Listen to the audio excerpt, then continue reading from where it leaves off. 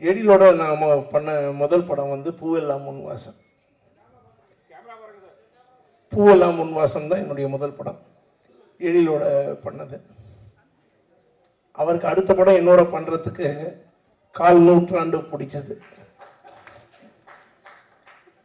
அந்த படத்தினுடைய பாடல்கள் அவர் அவ்வளோ தூரம் பாதிச்சிருக்குது. அதுலேருந்து மீண்டு வந்து அடுத்த படம் மறுபடியும் பாட்டு கேட்கறதுக்கு 25 வருஷம் எடுத்துருக்காரு. அவர் ஒரு பெரிய என்ன சொல்றது, நல்ல இசை ரசிகர். அவருடைய படங்கள் எல்லாமே, அதாவது பூவெல்லாம் முன்வாசம் பார்த்தீங்கன்னா தெரியும் உங்களுக்கு. அவருடைய அந்த காலத்து படங்கள் எல்லாமே அந்த பிகினிங் ஸ்டேஜஸில் அவர் பண்ணது எல்லாமே வந்து ரொம்ப ஃபேமிலி ஓரியன்ட், ரொம்ப அழகான ஃபன் ஃபிலிம்ஸ், ஃபேமிலியோடு பார்க்கக்கூடிய படங்கள். அப்போ எனக்கு வந்து இது வந்து அதிரடியாக இருந்தது இந்த படம் தேசிங்கராஜா பார்க்கும்போது. ஏன்னா நான் பார்த்த எழிலுக்கும் இந்த படத்தினுடைய எழிலுக்கும் நிறைய வித்தியாசம் இருக்குது. ஃபஸ்ட்டு ஃப்ரேமில் இருந்து நான் எங்கே ரீரெக்கார்டிங் வாசிக்கணும்னு எனக்கு சந்தேகமாகவே இருந்தது. ஏன்னா கடைசி ஃப்ரேம் வரைக்கும் பேசிக்கிட்டே இருக்காங்க, காமெடி பண்ணிக்கிட்டே இருக்காங்க. ஸோ நான் கேட்டேன் நான். அண்ட் விமலோட எனக்கு I think this my second film, கரெக்டாக? நம்ம கருப்பண்ணியப்பன் படம் பண்ணியிருக்கோம், Jannaloram. such a nice artist. And இந்த படத்தின் மூலமாக அறிமுகமாக இருக்கும் ஜனாவா. Yes. And all the cast and crew எல்லாருக்குமே என்னுடைய மனமார்ந்த வாழ்த்துக்கள். இந்த படம் ஒரு வெற்றி படமாக அமையும் என்று இறைவனை வேண்டுகிறேன். Beautiful sir. அண்ட் ஒரு சாங் ரொம்ப அழகு, எல்லா பாட்டுமே, பட் உங்களோட மெலடி டச் இருக்கக்கூடிய அந்த நிலா மழை எழில், அந்த எழில் அழகா இல்ல எழில் சாருக்கு ஒரு ரிமைண்டரா, அந்த 1/4 நூற்றாண்டுக்கு ஒரு ரிமைண்டரா?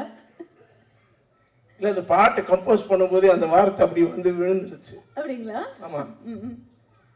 நிலா மழை எழில் அப்படின்னு சொன்னோம், அதை எழில் எதிர்க்கவே உட்காந்துருக்காங்க. அதனால எழிலா ரொம்ப எழிலா வந்துருச்சு, அந்த பாடல் அழகா வந்திருக்குது, அழகா அமைஞ்சிருச்சு.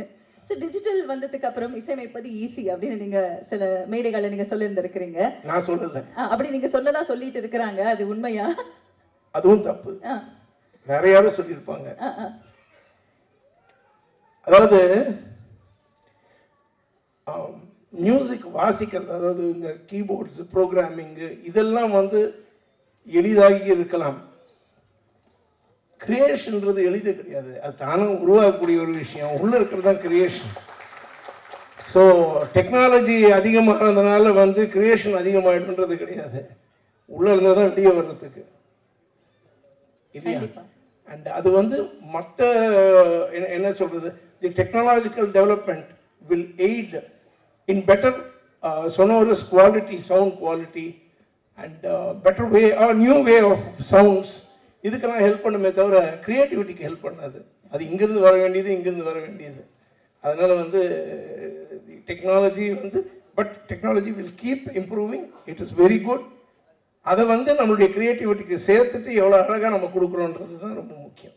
பியூட்டிஃபுல்லாக சொன்னீங்க சார், தேங்க்யூ. அந்த ஒரு அழகான ஒரு படைப்பு பற்றி நீங்கள் சொன்ன அந்த வார்த்தை, ஸோ நீங்கள் கிரியேட் பண்ணணும், என்ஹான்ஸ் பண்ணுறதுக்கு டெக்னாலஜி வில் ஹெல்ப் அப்படிங்கிறது தான் சார்.